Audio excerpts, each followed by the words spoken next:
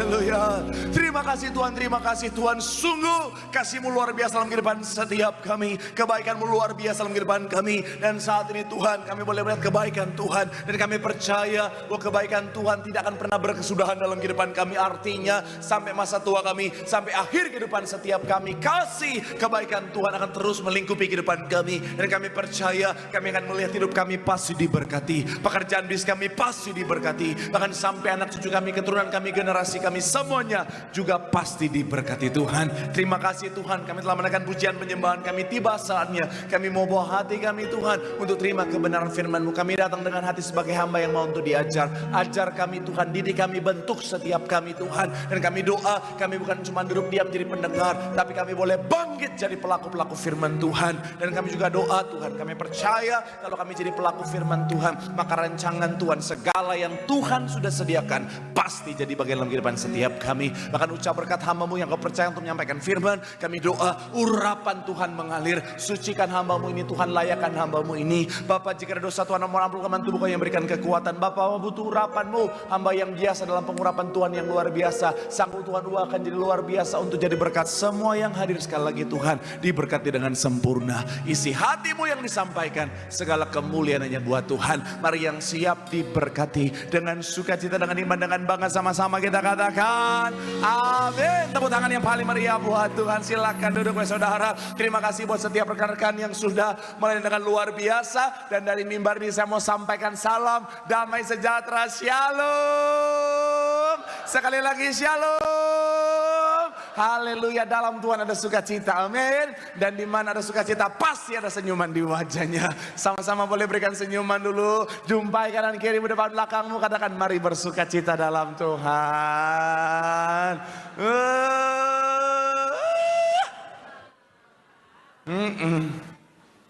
24, 25, 26, 27, 28, 29, 30, 31. Terus bos lupa kasih gaji. Tapi sekali lagi saya mau bilang saudara, dalam segala keadaan tetap bersukacita. Kenapa? Karena kita punya Tuhan yang setia dalam kehidupan setiap kita. Tepuk tangan dulu yang paling meriah buat Tuhan. Bilang sama kanan kirimu bersukacita. Bilang sama yang ngomong Tuhan kita setia. Bilang sama yang ngomong senyumnya mana. Bilang sama yang ngomong itu baru anak Tuhan. Tepuk tangan yang paling meriah buat Tuhan. Tetap loh ya, udah dikasih senyuman kanan kiri tetap. Haleluya. Tapi nggak apa-apa. Saya mau bilang saya senang jumpa dengan saudara. Kenapa? Akhir bulan loh ini. Tapi saya mau bilang saudara, iya belum, ada double lagi akhir bulan. Maksudnya kan ini suasana udah biasa tanggal 24 ini udah lagu-lagunya tuh. Ku perlu kau. Oh iya, ketinggian nggak jadi. Yes. Tapi saudara semangatnya luar biasa mencari Tuhan. Artinya apa? Saudara adalah pribadi-pribadi yang cinta Tuhan. Amin. Dan saya mau bilang saudara orang yang setia sama Tuhan, cinta Tuhan, janji Tuhan, hidupnya anak cucunya pasti diberkati Tuhan. Haleluya. Tepuk tangan sekali lagi yang paling meriah buat Tuhan. Sama-sama bilang sama saya, aku pasti diberkati Tuhan. Anak cucuku pasti diberkati Tuhan. Bilang kanan kirimu, kamu juga pasti diberkati Tuhan. Bilang sama yang ngomong, kamu luar biasa. Bilang sama yang ngomong, semangat. Tepuk tangan yang paling meriah buat Tuhan. Haleluya. Yuk, yang bawa Alkitab kita mau angkat Alkitab kita. Alkitab juga boleh, Alkifon juga boleh. Yang gak bawa Alkitab, angkat tangan juga boleh. Sama-sama dengan iman percaya, sama-sama kita katakan dalam nama Tuhan Yesus. Aku percaya Alkitab ini adalah firman Tuhan. Setiap kata kalimatnya sanggup memberkati aku. Dan hari ini aku pasti diubahkan, aku pasti dipulihkan dalam nama Tuhan Yesus. Sama-sama kita katakan amin. Kita buka 1 Korintus pasal yang ke-14 ayatnya yang ke-33. Satu ayat saudara, 1 Korintus pasal yang ke-14 ayat 33. Yuk yang sudah di sana boleh bilang aku diberkati Tuhan. Sama-sama kita baca 3. Ya, sebab Allah tidak menghendaki kekacauan, tetapi apa? Sekali lagi saudara 3. Ya, sebab Allah tidak menghendaki kekacauan, tetapi apa? Damai sejahtera. Saya mau bilang saudara, sebenarnya khotbah ini adalah khotbah 2 minggu lalu saudara, di sebuah cabang di SCBD saudara. Tapi waktu itu saudara jujur ada banyak orang yang sangat diberkati saudara. Kalau SCBD tengah minggu diberkati, saya punya harapan supaya Betos malam juga diberkati Tuhan.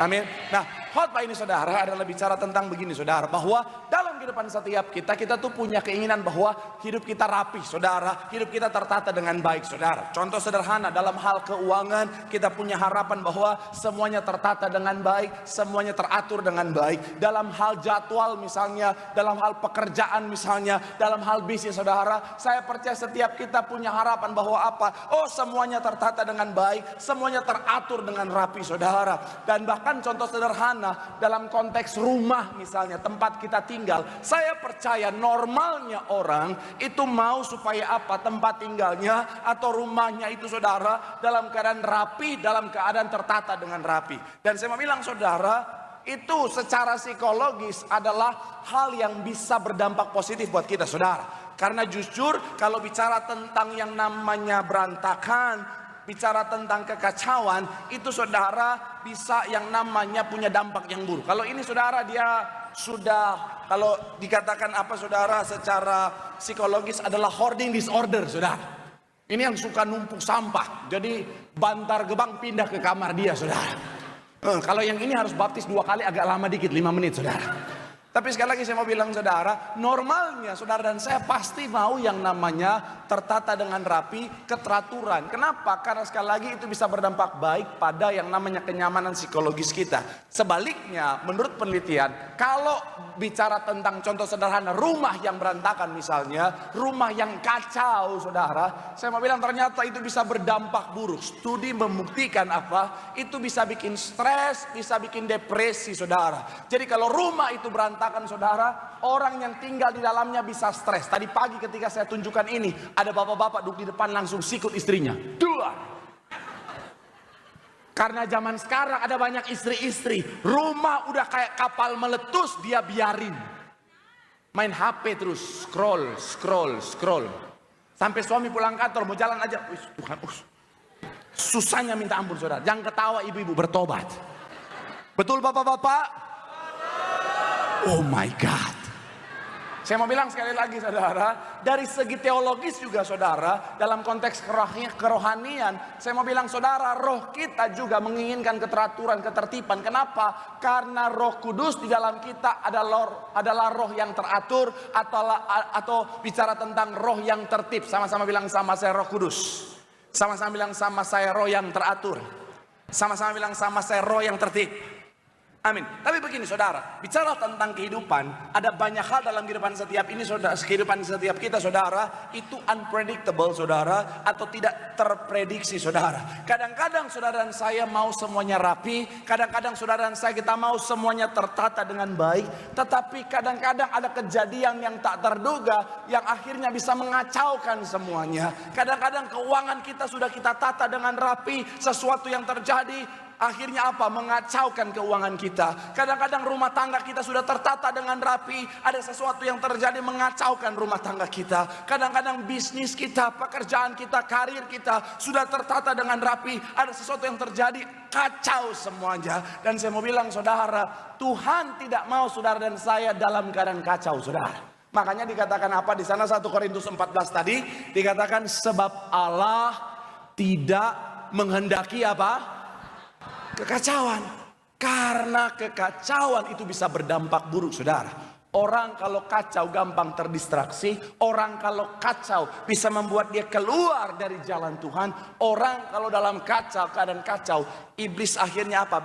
Bisa memanfaatkan keadaan itu sehingga seseorang bisa kehilangan rancangan Tuhan yang indah dalam kehidupannya. Makanya firman Tuhan itu memberikan kita kunci untuk mengatasi yang namanya kekacauan. Dan itu yang sama-sama kita akan bahas dalam judul khotbah hari ini, saudara. Kunci mengatasi kekacauan. Sama-sama bilang sama saya, kunci. Sama-sama bilang sama saya, mengatasi kekacauan. Amin. Doa saya melalui firman Tuhan hari ini, kekacauan apapun yang sedang terjadi dalam kehidupanmu, bersama dengan Tuhan kau menemukan jalan keluar dan kemenangan menjadi bagian dalam hidupmu. Tepuk tangan dulu yang paling meriah buat Tuhan. Haleluya. So, apa kunci mengatasi kekacauan menurut firman Tuhan? Yang pertama adalah temukan akar kekacauan. Sama-sama bilang sama saya, temukan akarnya. Sama-sama bilang sama saya, temukan sumbernya. Amin. Yakobus 3 ayat 16. Sama-sama. Yakobus 3 ayatnya yang ke-16. Yuk, yang sudah di sana boleh bilang, aku diberkati Tuhan. 3, ya. Sebab di situ ada apa? dan segala macam. Sekali lagi dikatakan apa? Sebab di mana ada iri hati dan mementingkan diri sendiri, di situ ada kekacauan dan segala.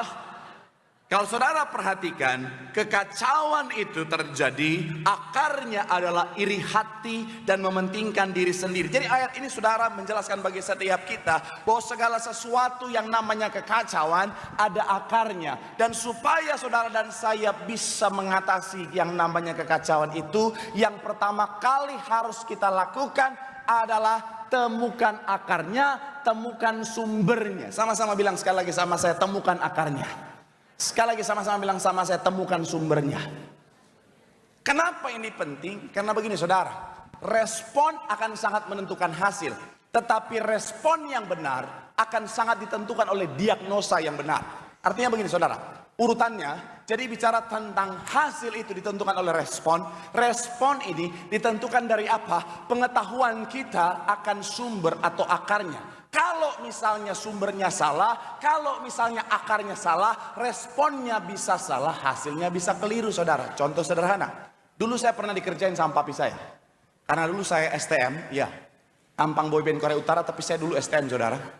Dilan kalau ketemu saya cium tangan itu saudara. Jadi waktu itu saudara, papi saya tahu saya STM saudara, otomotif jurusannya.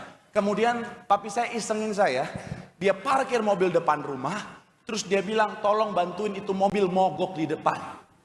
Saya dengan semangat anak STM yang baru belajar langsung ke depan. Saya bongkar, saya cari mesin, semuanya saya cari. Bahkan saya udah doain itu mobil, nggak nyala-nyala saudara. Kenapa? Karena saya nggak tahu sumber masalahnya di mana. Ternyata sumber masalahnya adalah karena papi saya cabut kabel yang ke akinya saudara.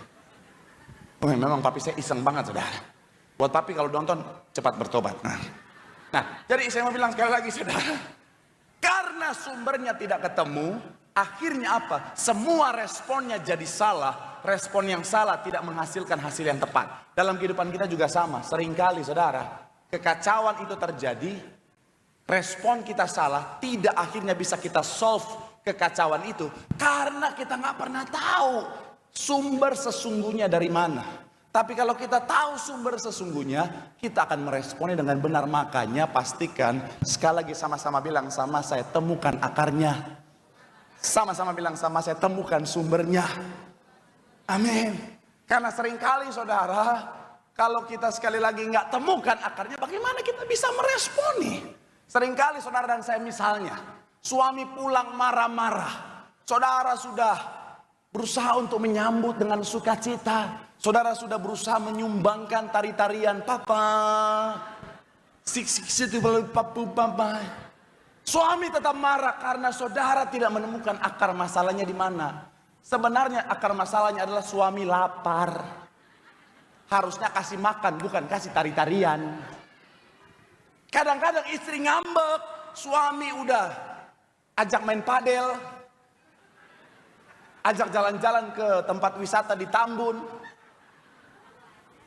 Tetapi tetap tidak berubah karena akar masalahnya adalah apa? Transferan. Sabar bu, nggak usah betul. Iya kan? Saya mau bilang saudara, disinilah kita harus tahu akar masalahnya. Makanya saya mencatat di sini saudara, penting bagi setiap kita untuk apa saudara? Menemukan akar masalahnya. Dan kalau ternyata akar masalahnya adalah diri sendiri. Sekali lagi, kalau ternyata akar masalahnya adalah diri sendiri, berbesar hatilah untuk mengakuinya. Shalom ibu-ibu. Tenang bu, jangan pikir saya mau serang, enggak. Hari ini saya belain ibu-ibu. Karena saya udah kapok diserang ibu-ibu balik. Di WA panjang-panjang, Pak gimana sih Pak, emang gitu-gitu Pak, jangan gitu-gitu Pak, kok bela-bela Bapak-Bapak, terus Bapak gimana sih, kok gimana gitu ya, katanya dulu bela ibu-ibu, sekarang kok bela Bapak-Bapak, kok berubah sekarang, Bapak kan seperti yang dulu lagi, kok bagaimana, panjang Bapak. Betul, sampai shock saya saudara bacanya. Saya kalau lihat HP sekarang keringat dingin saudara. Saya mau bilang ya, shalom ibu-ibu. Ada banyak ibu-ibu membawa, artinya gini saudara, sumber kekacauan dalam rumah tangganya ternyata adalah dirinya sendiri, tapi sayangnya dia tidak mau mengakuinya. Jadi ketika dia sadar bahwa dia yang salah, bukannya minta maaf sama suami, tapi dia mengembalikan keadaan dan berkata, tapi papa sih yang salah. Dan Haris suaminya datang bilang, iya deh papa minta maaf ya. Jangan ketawa bu, bertobat. Betul bapak-bapak? Saya pikir sesi yang sebelumnya ternyata banyak pelakunya di sini. Saya mau bilang ya, bu, kalau salah akuilah. Ada banyak wanita zaman sekarang apalagi kalau udah salah, udah kalah argumen. Udah, dia udah tahu, sudah terbukti secara sah di Mahkamah Konstitusi bahwa dia bersalah. Tetap nggak mau mengakui. Kadang-kadang wanita bisa.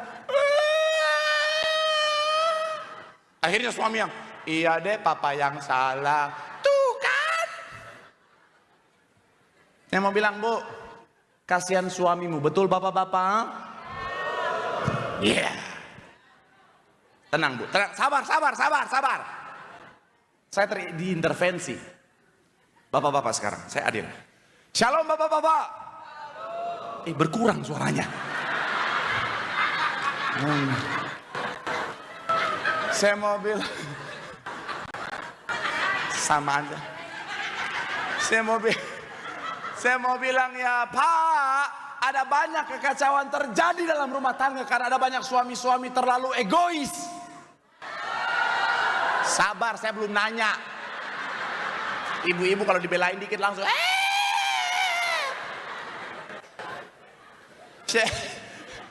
Saya mau bilang ya Pak ya, kita memang sebagai laki-laki, kita memang makhluk yang punya ego tinggi Pak. Tapi jangan kasih makan egomu Pak. Saya belum nanya loh.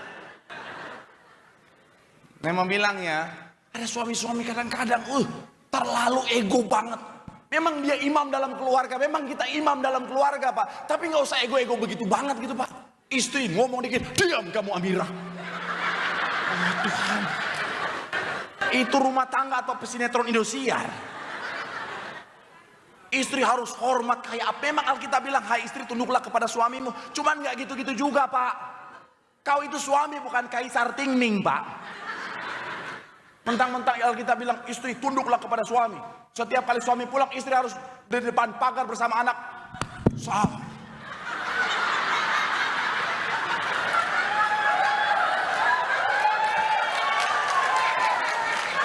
Betul para wanita? Adil ya? Aman. Saya udah hire ke pas pampres. Saya mau bilang ya, shalom anak muda. Ini karena banyak anak muda saya khusus bahas ini ya. Kadang-kadang kekacauan dalam hubungan percintaanmu, opung nggak usah ikutan no.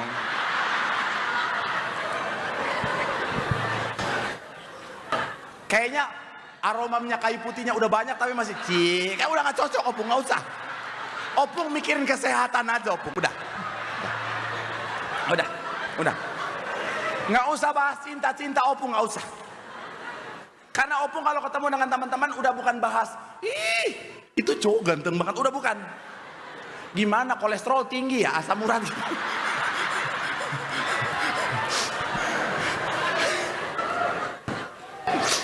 Saya mau bilang ya, saya mau bilang anak muda, kadang-kadang kekacauan dalam hubungan percintaanmu karena dirimu sendiri, makanya temukan akarnya. Kadang-kadang ada, mohon maaf ya, ada yang bilang gini, Pak Pendeta saya PDKT kok gagal terus. Pas dicek akar masalahnya dia. Kenapa? Karena setiap PDKT dia datang dengan kesombongan. Saya mau bilang buat para pria ya, shalom para pria. Shalom. Wanita tuh paling gak suka laki-laki sombong. Baru PDKT ketemu awal datang. Ai itu bapak Ai itu kenal sama ini loh bapak Ai. Mami Ai itu ini gaulnya sama ini. Ai itu di rumah ada Fortuna, ada Pajero, apart. Wanita tuh nggak suka. Betul para wanita? Udah rendah hatilah. Biasa aja gitu. Pak, tapi saya udah rendah hati, tapi kok masih kacau terus percintaan saya? Temukan akarnya. Ada yang udah rendah hati, tapi setiap PDKT gagal terus, kenapa? Keteknya bawa kabel kebakar.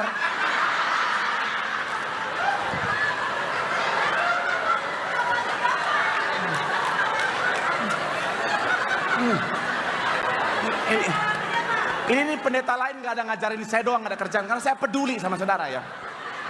Betul. Sekalipun wajahmu ganteng, tapi kalau ketekmu kabel kebakar, PDKT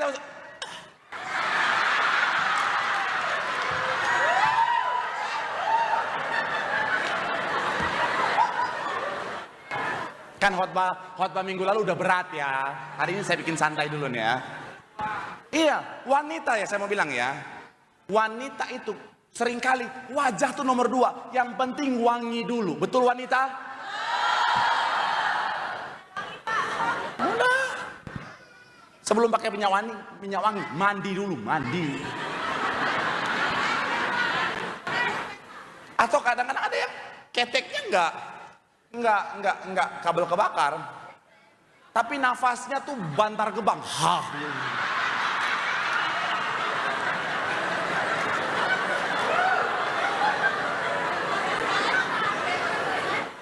Setiap dia ngomong shalom, nggak nusuk di hidung, nonjok di mata gitu sih.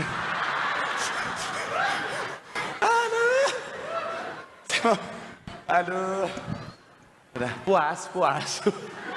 Saya mau bilang sekali lagi, saudara, temukan akarnya, amin. Karena siapapun kita bisa salah, saudara. Saya dalam kehidupan saya, keluarga saya pernah dalam kondisi di mana ngalamin kekacauan, saudara. Hubungan saya sama adik saya kacau.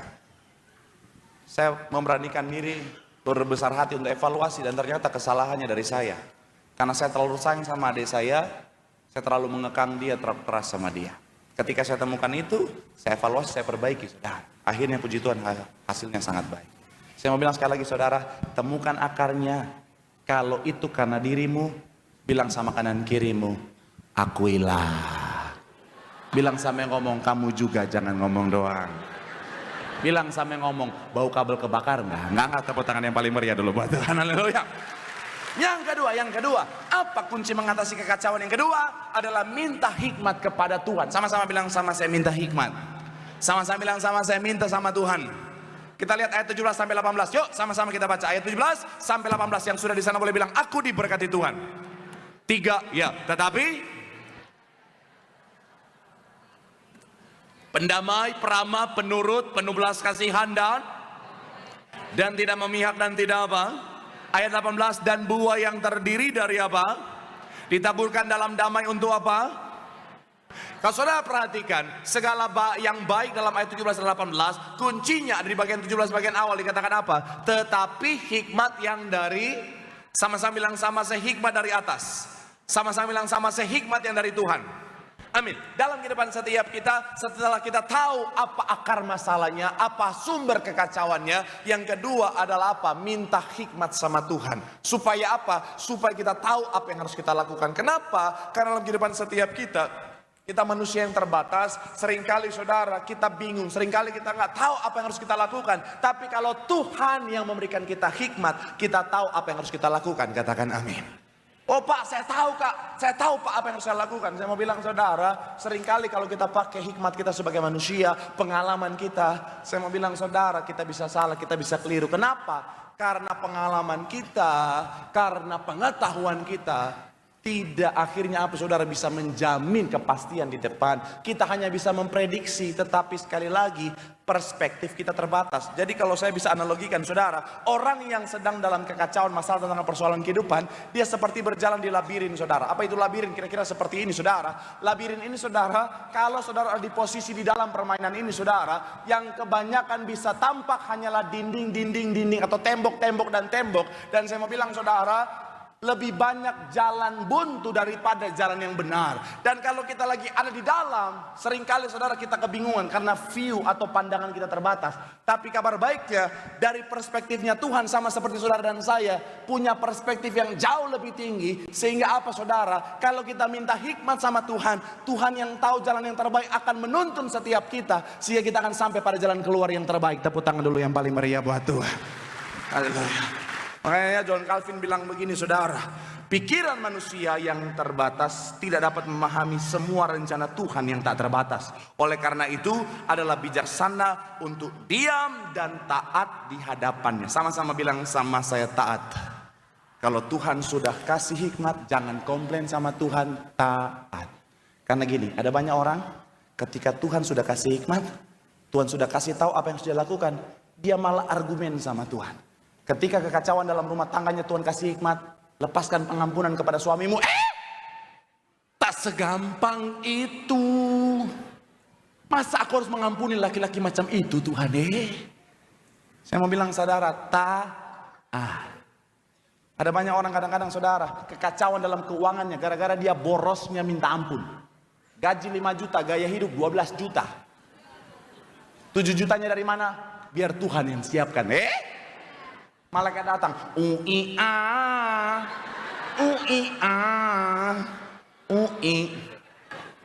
Ini banyak fans Edis TV kayaknya. Saya mau bilang saudara, ada banyak orang itu kekacauannya Tuhan udah kasih hikmat. Kekacauan yang terjadi dalam karirmu, dalam pekerjaanmu, dalam bisnismu karena kamu terlalu malas. Tuhan udah kasih hikmat. Tapi sekali lagi saya mau bilang saudara, dia komplain, nggak mau Tuhan, nggak mau Tuhan, nggak mau Tuhan. Saya mau bilang saudara, taat. Hikmat dari Tuhan akan menuntun setiap kita pada kemenangan yang Tuhan sediakan. Tepuk tangan yang paling meriah buat Tuhan. Bilang sama kanan kirimu, minta hikmat sama Tuhan. Bilang sama yang ngomong, hikmat dari Tuhan akan menuntun setiap kita. Tepuk tangan yang paling meriah buat Tuhan. Haleluya. Saya undang imam musik boleh maju ke depan. Saya teringat kesaksian Ibu Gembala saudara dalam banyak kesempatan ketika ngobrol dengan Ibu Gembala. Ada banyak pertanyaan yang saya tanyakan untuk hal-hal tertentu saudara. Tetapi yang menarik saudara, untuk seorang ibu gembala yang di mata saya pengalaman hidupnya sudah begitu luar biasa. Secara level pendidikan begitu sangat tinggi. Secara bicara tentang kebijaksanaan begitu sangat tinggi. Tapi dalam banyak kesempatan ketika saya tanya, Ibu ini gimana? Ibu selalu pakai jawaban yang begitu menyentuh saya. Ibu bilang, Ibu tanya Tuhan dulu ya. Ibu tanya Tuhan dulu ya. Wah. Saya mau bilang saudara, inilah ciri anak Tuhan sejati. Selalu meminta hikmat sama Tuhan. Tanya Tuhan. Jadikan Tuhan sebagai decision maker dalam setiap langkahnya. Wah. Kalau saudara lakukan itu, gak peduli seperti apapun kekacauannya, kau akan melihat jalan keluar yang terbaik. Tepuk tangan sekali lagi yang paling meriah buat Tuhan. Yang terakhir, apa kunci mengatasi kekacauan menurut firman Tuhan? Adalah melangkah dengan iman. Sama-sama bilang sama saya, melangkah dengan iman. Ayat terakhir, Yakobus 2 ayat 26 dikatakan apa? Sebab seperti tubuh tanpa roh adalah mati, demikian jugalah iman tanpa perbuatan adalah, demikian jugalah iman tanpa perbuatan adalah. Ada banyak orang tahu akar masalahnya apa? Ada banyak orang sudah dapat hikmat dari Tuhan, tapi sayangnya mereka tidak berani untuk bertindak. Mereka terlalu malas untuk bertindak. Mereka terlalu menunda-nunda untuk bertindak. Saya mau bilang saudara, pengetahuan jika tidak diaplikasikan dalam tindakan hanyalah sebuah pengetahuan dan bisa dikatakan sebuah kesia-siaan, sama seperti iman. Makanya ada satu quotes yang bilang begini saudara, knowledge is powerless if you don't use it. Pengetahuan kita itu sia-sia, nggak ada gunanya kalau kita nggak pakai yang pengetahuan kita itu saudara. Ada banyak orang pasti tahu kisah Salomo ya. Salomo udah dikasih hikmat sama Tuhan luar biasa. Tuhan sudah kasih tahu semuanya apa yang harus dia lakukan. Tapi sayangnya ada saat dimana pengetahuan cuman sampai pengetahuan saja. Contoh sederhana, Tuhan udah bilang, Salomo, ingat ya, akar masalahnya jangan cari yang tidak seiman, karena itu bisa membawamu, menarikmu pada penyembahan-penyembahan berhala. Salomo tahu nggak? Tahu lah. Dia orang yang paling berhikmat sepanjang masa. Tapi sayangnya Salomo tidak melakukannya. Akhirnya pengetahuan hikmat yang tidak diaplikasikan dalam tindakan membawa dia pada kehancuran. Zaman sekarang masih banyak anak Tuhan suka nanya sama saya, Pak Pendeta, boleh nggak Pak? Harus begitu, nggak boleh biasa aja. Yang di depannya komplain aja terus.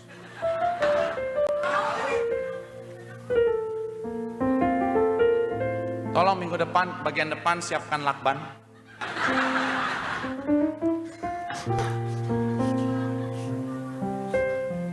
Tapi yang di depan udah bawa ulos, udah bawa sarung. Ini mau gereja apa berkemah sih?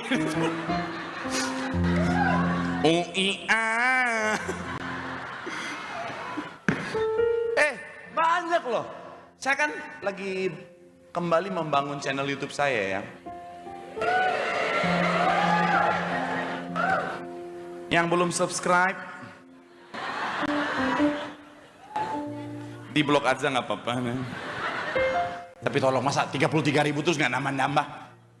Habis ini wajib like, subscribe, and share. Kontennya sih biasa aja.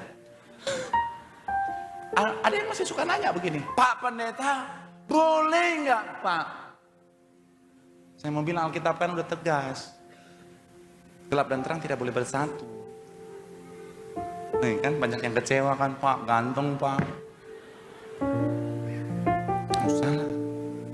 Menurut saudara orang-orang yang nanya itu tahu nggak kalau nggak boleh? Ya, cuman mereka suka nanya terus. Udah belasan tahun saya jadi pendeta, masih aja.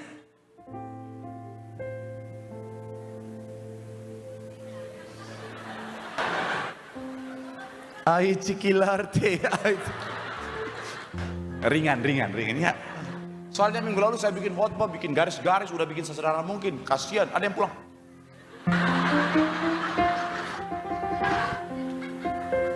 Nah, ini ya udahlah, udah akhir bulan, santai dulu lah. Saya mau bilang sekali lagi saudara ya, ternyata ada banyak orang, dia udah tahu nggak boleh, tapi dia nanya karena dia berharap pendetanya hilaf dan berkata, boleh adekku. Saya mau bilang ya, tak segampang itu Ferguson. Udahlah, nggak usah lah. Sekali lagi saya mau bilang saudara, ayolah, jangan hanya sampai pada pengetahuan saja, tapi mari aplikasikan dalam tindakan. Saya nggak tahu apa yang sebentar terjadi dalam kehidupan saudara, tapi doa saya hikmat Tuhan turun atas saudara. Tapi kalau hikmat Tuhan sudah turun, lakukan. Jangan diam. Karena hasil tidak akan pernah tercapai kalau saudara nggak lakukan bagianmu dengan baik. Jangan takut. Jangan tunda. Kalau Tuhan sudah memang suruh, lakukan. Oh kan, Pak, emang saya mau. Joel Osteen bilang begini saudara, Tuhan tidak pernah memberikan kita tugas dan tanggung jawab tanpa disertai dengan kemampuan untuk menjalaninya. Lakukan aja. Tapi mungkin ada pertanyaan begini, Pak, saya udah lakukan tapi kok gagal ya Pak? Saya udah lakukan tapi kok masih kacau ya Pak ya? Saya udah lakukan tapi kok masih dalam kondisinya tidak berubah ya Pak ya? Jangan menyerah. Lakukan lagi, lakukan lagi, lakukan lagi. Sampai kapan? Sampai kau lihat kemenangan itu jadi bagian dalam hidupmu. Boleh tepuk tangan dulu ya Pak. Ini kata yang muncul ketika saya renungkan ini saudara. Push. Pray until something happen. Artinya jangan menyerah. Karena saya selalu bilang menyerah cuma buat mereka yang gak punya Tuhan. Selama kita sadar kita punya Tuhan, kita punya yang namanya pengharapan. So don't give up. jangan nyerah. Terus lakukan bagianmu. Sampai apa yang sudah Tuhan sediakan, kemenangan atas kekacauan menjadi bagian dalam hidupmu. Sekali lagi tepuk tangan yang paling meriah buat Tuhan. Bilang sama kanan kirimu, lakukan dengan iman, melangkah dengan iman. Bersama dengan Tuhan kita pasti bisa. Tepuk tangan sekali lagi yang paling meriah buat Tuhan. Yang diberkati, boleh lambaikan tanganmu. Sorak-sorak yang paling meriah buat Tuhan. Firman Tuhan mengatakan setiap kita bahwa Tuhan tidak menginginkan saudara dan saya dalam kekacauan. Itu kenapa Dia memberikan kita firman supaya kita tahu kunci untuk menang atas segala kekacauan. Dan firman Tuhan mengatakan setiap kita yang pertama, temukan akarnya, temukan sumber utamanya. Kalau itu karena dirimu, milikilah kebesaran hati untuk mengakuinya. Yang kedua, pastikan kita minta hikmat sama Tuhan. Karena hikmat kita sebagai manusia bisa terbatas. Tapi hikmat Tuhan akan menuntun setiap kita pada jalan yang benar. Dan yang terakhir, jangan diam, jangan takut, jangan ragu. Mari melangkah dengan iman. Lakukan bagianmu terus sampai kau melihat kemenangan atas keadaanmu menjadi bagian dalam hidupmu. Kita boleh siapkan hati kita untuk kita boleh terima yang terbaik daripada Tuhan Yesus. Kita akan menyatu dengan tubuh dan darah Tuhan Yesus Kristus. Terima kasih ya Tuhan Yesus. Yesus, Kau telah mati bagi setiap kami. Yesus, Kau telah mati bagiku, hapus dosaku. Yesus, Kau telah bangkit dari mati, beri kemenangan. Tubuhmu dan darahmu.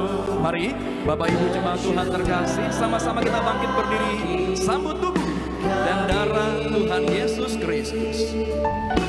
Menyucikan, menyembuhkan, sempurnakan hidup kami. Tubuhmu Yesus menyembuhkanku, darahmu Yesus menyucikanku.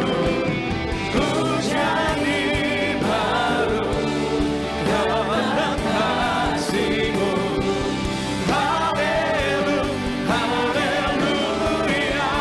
Tubuhmu Yesus, tubuhmu Yesus menyembuhkanku, darahmu Yesus menyucikanku. Ku jadi baru karena kasih-Mu. Haleluya. Puji Tuhan, selamat malam, shalom. Kita akan siapkan hati kita terima yang terbaik, yaitu tubuh dan darah Tuhan Yesus. Kita di bulan Agustus, kita bersyukur tentu ada dua peristiwa penting di mana kita boleh sama-sama rayakan dan peringati di bulan Agustus. Yang pertama yaitu hari ulang tahun Gereja Tiberias yang keberapa saudara? 35 tahun. Dan hari ulang tahun kemerdekaan Republik Indonesia yang keberapa saudara? Yang ke-80 tahun. Kita ingat dan kita sadar bahwa kemerdekaan yang kita terima itu sebuah hasil dari perjuangan dari para pahlawan. Mereka mengorbankan jiwa dan tenaga mereka untuk nusa dan bangsa. Keselamatan saudara dan saya kita terima juga di dalam Kristus. Dan ini adalah kemerdekaan yang nilainya lebih tinggi, yaitu kemerdekaan rohani saudara dan saya. Amin. Kemerdekaan yang kita terima, Yesus berikan bagi setiap kita. Kita dibebaskan dari dosa, kita dibebaskan dari kutuk, bahkan kita dibebaskan dari maut. Makanya gereja mula-mula sangat memahami akan karya salib Kristus. Kemenangan Yesus di atas kayu salib bukanlah sebagai simbol, tetapi sebuah kuasa yang bisa mengubahkan hidup. Makanya setiap kali kita terima perjamuan kudus di gereja Tiberias, kita tidak nyatakan ini sebagai simbol atau lambang, tetapi kita percaya ini adalah sungguh-sungguh tubuh Tuhan Yesus dan darah Tuhan Yesus yang sanggup mengubahkan kehidupan saudara dan saya. Amin. Di balik sakramen perjamuan kudus dan minyak urapan ada kuasa yang tiada taranya. Setiap kita di tempat ini, persiapkan hatimu untuk terima berkat mujizat Tuhan. Percayalah bahwa sampai hari ini tidak hanya kuasa Tuhan, tidak hanya kasih Tuhan tidak pernah berubah, tetapi kuasa Tuhan juga tidak pernah berubah bagi saudara dan saya. Kalau orang lain Tuhan tolong, saudara dan saya malam hari ini Tuhan pasti tolong. Amin. Pastikan sudah terima roti dan anggur. Saya akan baca dari Matius 26 ayat yang ke-26. Dan ketika mereka sedang makan, Yesus mengambil roti, dia mengucap berkat, memecah-mecahkannya, lalu memberikannya kepada murid-muridnya berkata, ambillah, makanlah, inilah tubuhku. Sama-sama kita angkat roti yang akan dibentuk menjadi tubuh Kristus. Mari dengan iman sama-sama kita perkatakan, sama-sama katakan dalam nama Tuhan Yesus, inilah roti yang turun dari surga, inilah tubuh Tuhan Yesus Kristus yang tergantung di atas kayu salib. Yang pertama, memberikan keselamatan, memberikan hidup kekal di dalam kerajaan surga. Yang kedua, menyempurnakan tubuhku agar sehat sempurna, menyempurnakan jiwa dan rohku agar dibangkitkan pada akhir zaman. Yang ketiga, agar aku bersama keluargaku tidak terkapar di meja operasi, tidak terkapar di rumah sakit, tidak terkapar di ruang ICU, tidak lumpuh, tidak pikun, tidak koma. Aku tolak kanker, aku tolak tumor dalam nama Tuhan Yesus. Inilah roti yang turun dari surga, inilah tubuh Tuhan Yesus Kristus. Sama-sama kita makan, inilah tubuh Tuhan Yesus Kristus.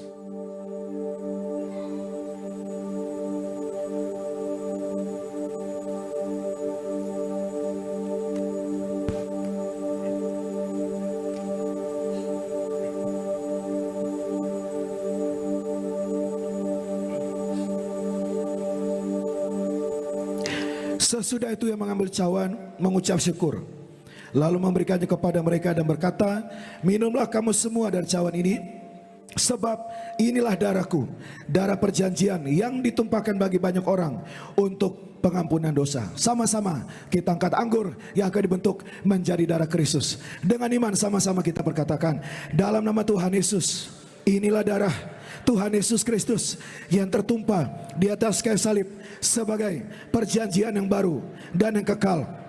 Yang pertama, memberikan pengampunan atas dosa-dosa dan kesalahan kami. Kami berjanji bertobat. Kami tolak poligami, kami tolak poliandri, kami tolak percabulan dan perzinahan. Jauhkan keluarga kami dari perceraian. Bebaskan kami dari segala fitnah atas keluarga dan gereja. Yang kedua, untuk menyucikan, menguduskan kami agar kami semua termeterai sebagai warga surga. Kami berdoa punya rumah di bumi, punya rumah di surga. Yang ketiga, dalam nama Tuhan Yesus, oleh darahnya, oleh bilur-bilurnya, kami semua menang atas sakit penyakit. Mulai hari ini tidak migrain, tidak sakit kepala, tidak vertigo, tidak pendarahan. Kami tolak kista dan tumor. Kami tolak sakit jantung dan paru-paru. Kami tolak sakit liver. Kami tolak sakit ginjal. Kami tolak diabetes, hepatitis. Kami tolak darah tinggi, darah rendah. Kami tolak sakit apapun. Darah Kristus membalut, menyembuhkan segala penyakitku. Jangan dulu diminum, saudara, masing-masing doa. Kalau ada yang datang dengan sakit penyakit, sebutkan nama sakitmu di depan Tuhan. Percaya dengan iman, oleh bilur-bilurnya kau terima kesembuhan. Terima kasih Tuhan Yesus. Terima kasih Tuhan Yesus. Aku doa untuk setiap jemaat Tuhan ikut ibadah live streaming, dimanapun mereka berada, walaupun dibatasi ruang dan jarak, tetapi kami sungguh percaya kuasa Tuhan tidak terbatas. Mujizat Tuhan pasti terjadi dalam nama Tuhan Yesus. Mari kembali bersama-sama.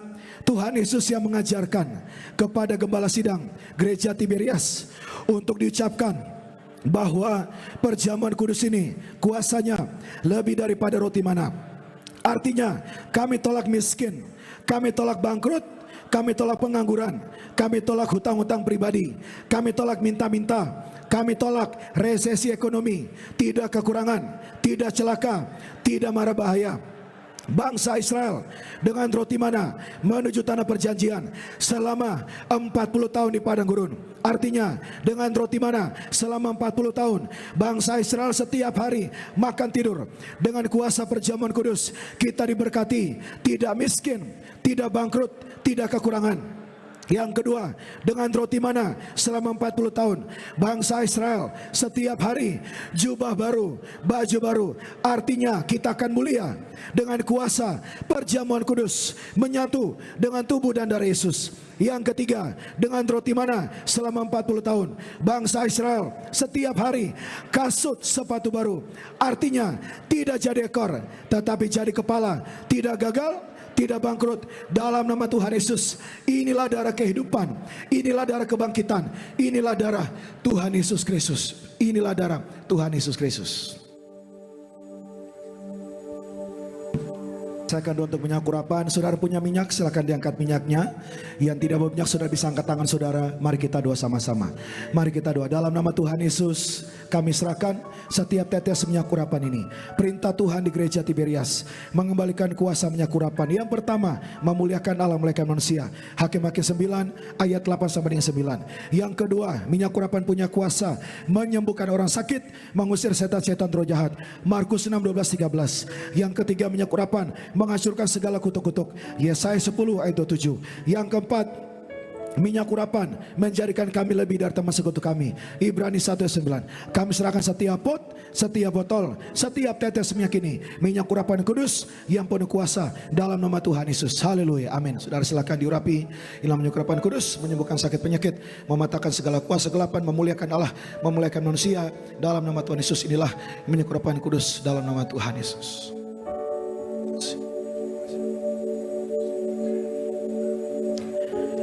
Mari kembali bersama-sama kita doa. Ikuti saya sama-sama kita doa. Dalam nama Tuhan Yesus, kami mengucap syukur. Yang pertama, kami telah ditebus dari segala dosa, segala kesalahan, pelanggaran kami. Kami berjanji bertobat. Beri kami ya Tuhan setiap hari roh pertobatan. Yang kedua, kami mengucap syukur oleh darah Tuhan Yesus, darah anak domba Allah. Kami percaya nama kami tercatat dalam kitab kehidupan di surga. Mempelai Kristus, suatu hari kelak kami akan diundang pesta di surga. Yang ketiga, kami mengucap syukur oleh darah Tuhan Yesus, darah anak domba Allah. Kami percaya hari ini kami diciptakan kembali yang serupa, yang segambar dengan Allah. Menang atas dosa, menang atas sakit penyakit, menang atas segala penderitaan. Kami doa, kami semua terus terima perjamuan kudus, terima minyak urapan untuk menyongsong Tuhan Yesus di awan-awan. Kami bersyukur, kami berdoa dalam nama Bapa, Putra dan Roh Kudus, dalam nama Tuhan Yesus Kristus. Haleluya, amin. Kita berikan tepuk tangan yang luar biasa buat Tuhan Yesus. Baik, kita akan mengakhiri ibadah kita pada malam hari ini. Kembali sama-sama kita tundukkan kepala kita bersatu di dalam doa.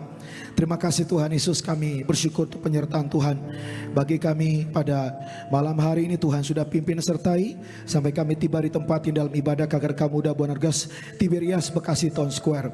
Sebelum kami berpisah satu dengan yang lain, kami menyatukan hati kami berdoa di hadapan-Mu ya Tuhan Yesus. Pertama kami berdoa untuk yang terkasih Gembala Sidang Gereja Tiberias Indonesia, Ibu Pendeta Darniati Pariaji. Tuhan Yesus memberkati senantiasa dengan kesehatan, umur panjang, hikmat surgawi Tuhan limpahkan bersama keluarga besar, anak cucu menantu semua diberkati di dalam nama Tuhan Yesus Kristus. Kami juga doa untuk pemimpin kami, berkati Bapak Pendeta Dr. Aristo Pariaji bersama keluarga di dalam pelayanan, di dalam pekerjaan, di mana melangkah dalam berkat pemeliharaan Tuhan. Berkati juga Pendeta Argo Pariaji dalam pelayanan, memimpin Buanerges Youth Beloved Tiberias Square, juga disertai dengan tanda-tanda kuasa mujizat, tanda-tanda heran di akhir zaman, menuai jiwa-jiwa untuk kemuliaan nama Tuhan Yesus Kristus. Kami juga doa untuk semua rekan-rekan yang melayani tempat ini di Tiberias Bekasi Town Square. Berkati koordinator ibadah tempat ini, berkati Bapak David Raharja bersama juga dengan istri, bersama dengan anak-anak, semua keluarga besar diberkati Tuhan. Dalam pekerjaan, dalam setiap usaha, apa yang kerjakan Tuhan jadikan berhasil. Juga dalam pelayanan ada tanda kuasa mujizat, tanda-tanda heran dalam nama Tuhan Yesus. Bersama dengan semua rekan-rekan pengerja suami istri, pengerja dewasa, pengerja muda, dan juga sebagai usher, sebagai terima tamu, sebagai kolektan, sebagai greeter, bahkan juga semua melayani Buana Gas Worship Team yang melayani malam hari ini, semua diberkati Tuhan. Para worship leader yang melayani semua diberkati Tuhan. Dan yang melayani Pendeta Yoris Devani diberkati, Evangelis Alvarado Halatu diberkati, juga Evangelis Arga Adan Anggara diberkati, juga Sony Saragi diberkati bersama dengan semua tim yang melayani hari ini, Tiberias Choir, bahkan media, soundman, bahkan semua guru-guru sekolah minggu, semua yang terlibat di dalam pelayanan, semuanya pasti diberkati Tuhan di dalam nama Tuhan Yesus. Media juga semua diberkati dalam nama Tuhan Yesus. Dalam perjalanan pulang kami, baik yang berkendaraan pribadi, kendaraan umum, Tuhan sertai kami dalam perjalanan. Tidak celaka, tidak bahaya. Tuhan pimpin sertai kami sampai kami tiba ke tempat di mana kami tuju tanpa kekurangan suatu apapun. Kami angkat setiap lembar pokok kedua yang di hadapan-Mu.